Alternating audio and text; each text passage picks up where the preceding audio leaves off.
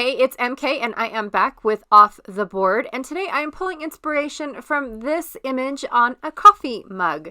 I am doing a couple of pictures that we took going on a hike. Thought it was pretty cool and wanted to document it considering the time of the year it was. I plan on using a little bit of these gold puppy stickers from Rosie's Studios, as well as this sticker sheet. I added a few more different colors, that darker red from the Heidi Swapp sticker book, so that way I represented the mug a little bit better, as well as the Lawn Fawn chipboard. I have these two wooden pieces because I don't know which one I want to use just yet. And then for my trees, I actually pulled out what looks like a bush because that is similar to what we have in our area instead of the long, tall pine trees like what are represented on the mug. Now, these trees came from a die set that is a Stampin' Up! Die called Beautiful Trees. And what I love about Stampin' Up! Dies, and I know I've told you this before, is that even though they match a stamp set, there are tons of dies left on there that are standalone dies as well, like this tree. So what I did for my plain cardstock, because it was a little bit too stark green for my taste. I mean, those colors are gorgeous, but they're a little bit too much. So what I did was I took some Distress Oxide sprays and I actually just splattered some sprays on the cardstock as well as on this tissue paper that I get in my Not Just for Boys Kit Club kits. Actually, the whole kit is wrapped in this tissue paper, which I absolutely love. So now that I have a decorative piece of tissue paper, I plan on actually matting my photos using this tissue paper. That way they're not, it's not like a full matte, but it's a slight matte that you can see, but you really can't see, I guess is what I'm trying to say. Yep. Also, I used some other paper that came in a kit from a different, it was like a mixed media paper type thing from, for the trees as well. So there's a third green paper in there as well. So I'm going to cut up all of this. I actually doubled my my tissue paper, and I'm going to measure my photos really, really quickly. But what I did was I doubled the tissue paper up because a single layer just was not going to be enough or show up on the wood grain that I have chosen. So measuring twice before cutting once, because I learned my mistake by trial and error. I keep continuing to learn that mistake all the time, by the way. I am using a rotary blade because when I use my regular trimmer, it actually just cuts the tissue paper, and I did not want it to be torn. I didn't want this tissue paper to be torn because of the fact that the splattering was so concentrated in one area. So I didn't want to risk just ripping it, and having it go all over the place. Yeah, it wasn't the effect I was going for. All right, so I am working on the back side of the four corners that I did from yesterday's layout. So this is the back side of the pocket page that I was working on. And I am going to cut this layout into fours as soon as I'm done. So I'm picking off the stickers that I chose, the puffy stickers that I chose from that gold sheet. I'm also going to add some alpha stickers so that way I can create a title using the cursive word as well as these alpha stickers. And the title is just going to say, stay curious. So, and that's what we enjoy doing. We love just going out and walking. We call it the backyard. So we love just finding a spot and parking and then just walking around. We haven't gotten lost yet, so that's a knock on wood type of thing. But anyways, what I'm borrowing from my inspiration, or I should say pin-spiration, is the fact that the trees are kind of sort of framing in the little saying that's in the mug. And so what I'm doing is I'm doing the same exact thing. I'm going to have my trees on the outside and framing in my photos. Now the two trees that are in the bottom middle are actually going to be framing in that photo once the the square has been cut. So once the 6x6s have been cut, it'll actually look like it's a little bit more framed in than it just being in the center of the layout. Because I am putting this together as a 12x12, but I do plan on cutting it apart as 4 6x6s. So when I place down my photos, I am definitely going to be concentrating on where the photos are placed. So that way when I cut them, I know I'm not cutting off like my girlfriend's head right there. I won't be cutting her head off because of where I have her photo placed. All right. So I did off camera, I glued all the trees down. Now I actually took my time to glue every single piece down because I wanted to make sure when I cut all this stuff in half, it didn't matter where the trees landed. I wanted to be able to cut through them and every piece still be attached to the layout. So I'm also using my ruler to make sure that the photos I don't know what a Ploto is, that the photos are actually where they're supposed to be as well. So when I do make that cut, I'm not accidentally cutting through part of the photo that I didn't mean to cut through.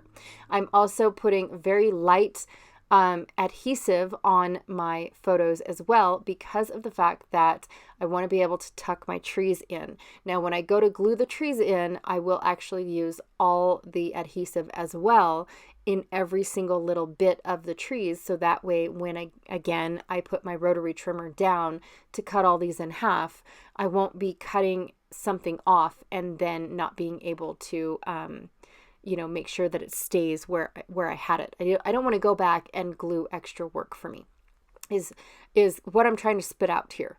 So I couldn't remember where the trees went, so I just went ahead and guesstimated as to where they were. And here I am going to go through and put all the trees down. So I'm guessing where my trees were supposed to go as far as like the glue goes, but I want to make sure that every single piece is like adhered fully to the page. I don't want anything to come off.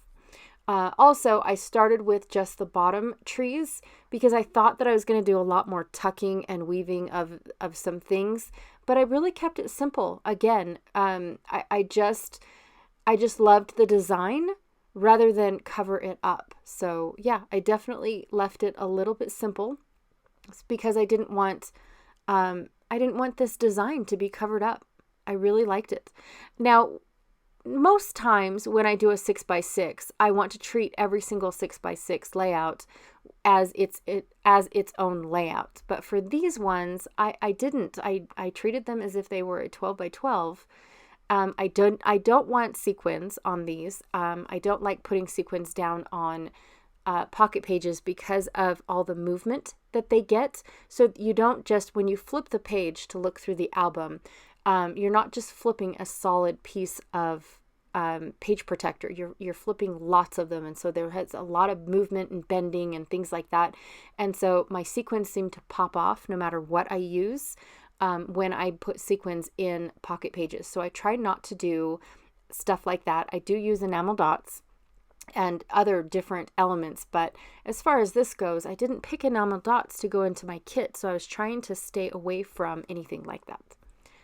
So taking it just a few more minutes to glue down all my trees once I figured out that I didn't really have much to, tuck and weave, definitely. I did use that label so that way I could just mark down. I usually use GPS coordinates because I know that most of it could all be Northern Nevada or most of it can all be the Ruby Mountains and things like that. But I really do like to put down my GPS coordinates so that way I can see where I was this whole year. My friend actually has this really cool app on her phone that tracks everywhere that she has been. And mine only tracks I don't have the app. So mine actually tracks where I've been based off of the photos that I take. And so I really do enjoy seeing, when I pull up my photos, it'll show me where I was, whether I was in Jigs or whether I was in Austin or whether I was in, there's another place called, I want to say Anthony or Arnold, one of the two. I can't remember, but they're just teeny tiny little towns that we never even knew existed. if we didn't take that drive, basically. And it's on the same road that we normally take all the time. It's when you stop and pull over is when you realize that you're in a different road or in a different town, because that's what my phone says it is. My phone, once it reaches internet, it'll say, oh, you took this in Austin, or oh, you took this, in I can't remember if it's Anthony or Arnold. That's too funny. Anyways, they're just interesting little things that our phones can do nowadays. But hers actually tracks all of the mileage that she has been, and she can put it all in one place. Like, say, in the year I went, X amount of miles or however it was to get to all these coordinates and stuff, which I think is pretty cool. All right, so this butterfly here, it came with inside stickers, and instead of throwing them away, I decided I was going to pop them up and then put glue down on the skinny little bits, so that way they stayed popped up in the page protector. So I really liked that. And the fact that the butterfly does look like it has movement. Now, the little pieces that came out of the dragonfly over on the left actually was too skinny for me to do anything with. So I decided to just leave those out. Picked out a few little stickers that I could put with a few of the little embellishments that I put in. But other than that, I don't plan on doing a whole lot. Now, I am tucking the corner of that one. It was like a see-through sticker from the Heidi Swap. Tucking that in real quick because it did not look good overlapped on the tree. Taking some scissors and trimming them off. And then, of course, because I have a pretty decent tree left, I thought about using it because I don't like to waste anything. And then I'm going to cut off the last little bit of tree, and I am going to use that one over on the left side of the layout. So my one tree doesn't get used, but this one does. And I'm just going to make sure that I glue it down so that way, again, nothing is going to pop up or anything. I don't hardly put any glue on there, just teeny tiny little dots of glue. I'm actually almost done with this glue bottle, so it makes it a little difficult to put just a little bit of glue on, but it'll be okay.